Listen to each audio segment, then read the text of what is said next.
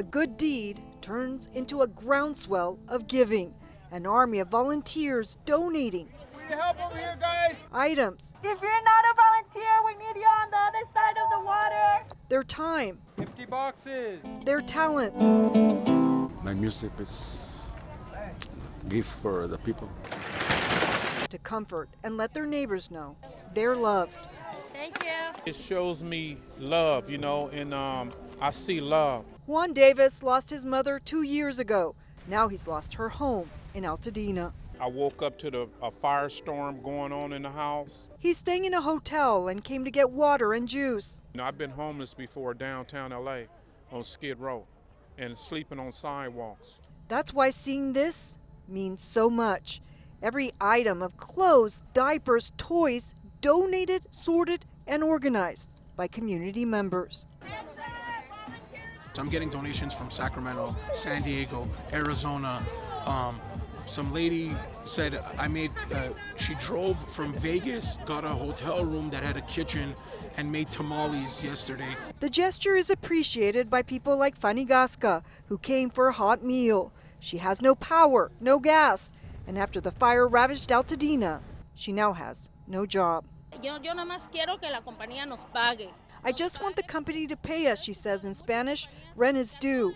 She didn't want to name the fast food corporation she works for, but says she's been an employee for 17 years and tells us co-workers have lost their home and their paychecks. And these volunteers want them to know they're here for them. At the end of the day, we all in this together. A sea of helpers, who Davis calls angels, and a sign that although he lost his home, he didn't lose everything.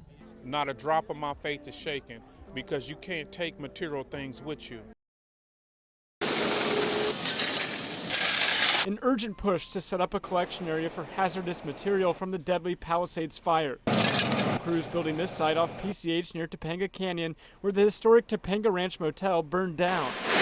As soon as this week, workers will be here dropping off batteries, paints, and propane tanks taken from houses in the burn zone. Not wild about them bringing contaminated stuff so close to the beach. Some residents voicing their concerns about the location and its possible impact on wildlife. You don't want it to go into the bay. The bay has just gotten healed after many years, and we want clean water. A creek flows through the collection site into nearby Santa Monica Bay.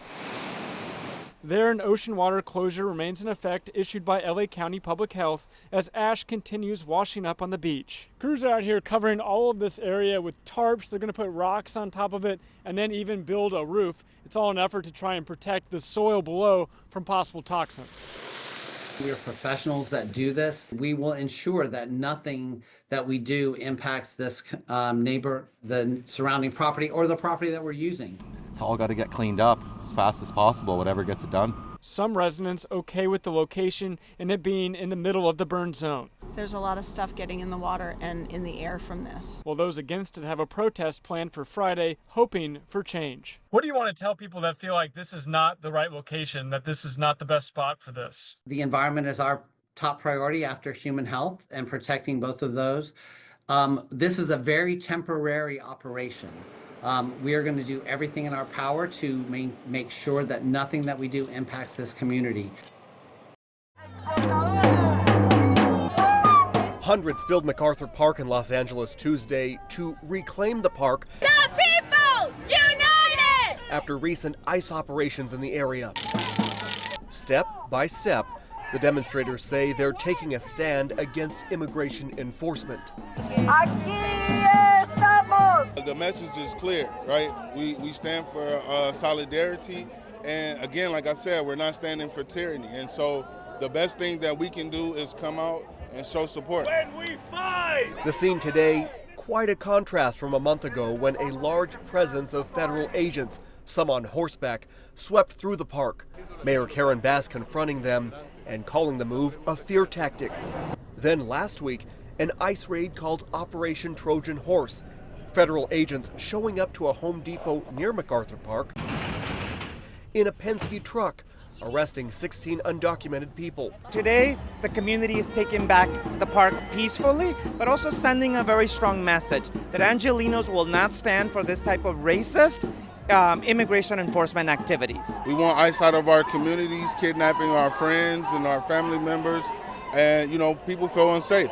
The Department of Homeland Security says its operations are about enforcing immigration laws, not instilling fear.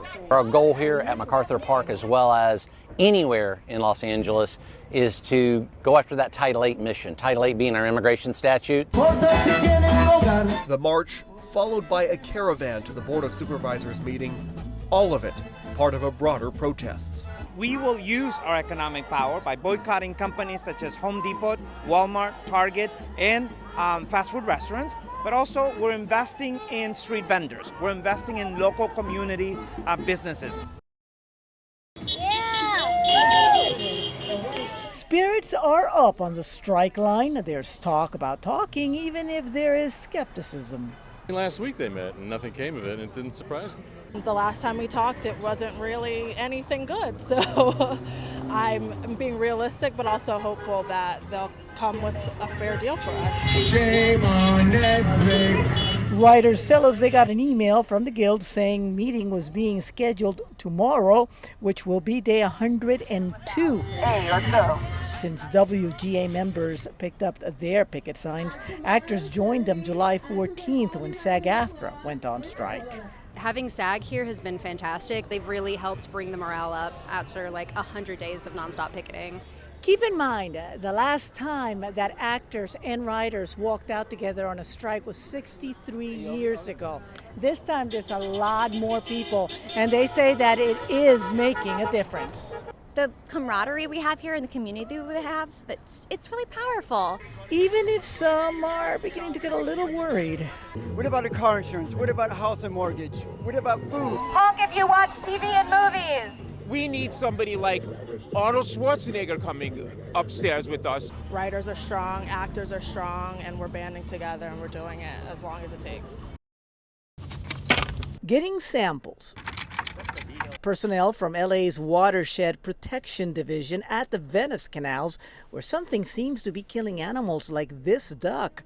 One of several residents are reporting. Something is definitely going on. Especially with the dogs. In the last 10 days alone, 5 dogs passed away in the Venice canals area.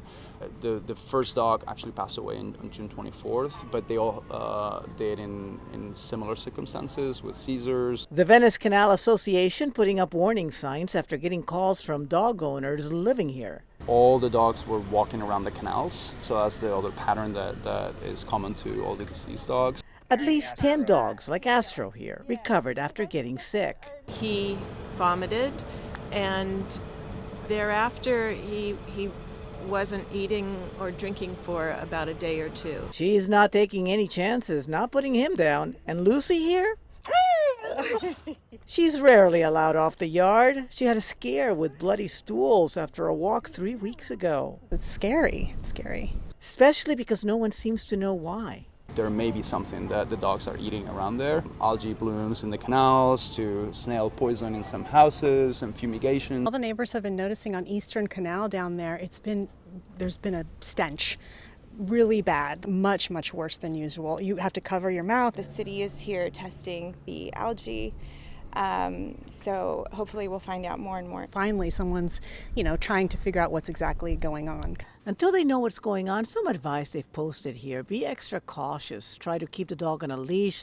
Avoid sniffing or licking or eating grass. Avoid drinking from the canals, obviously. Another thing that they didn't put here is make sure you wash their paws when you bring them back in, and that's anywhere because they do tend to lick. Adored by children and treasured by everyone in the department, Spike reached his end of watch Saturday.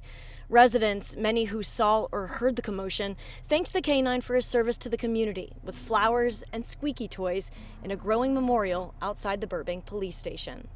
It hurts a lot.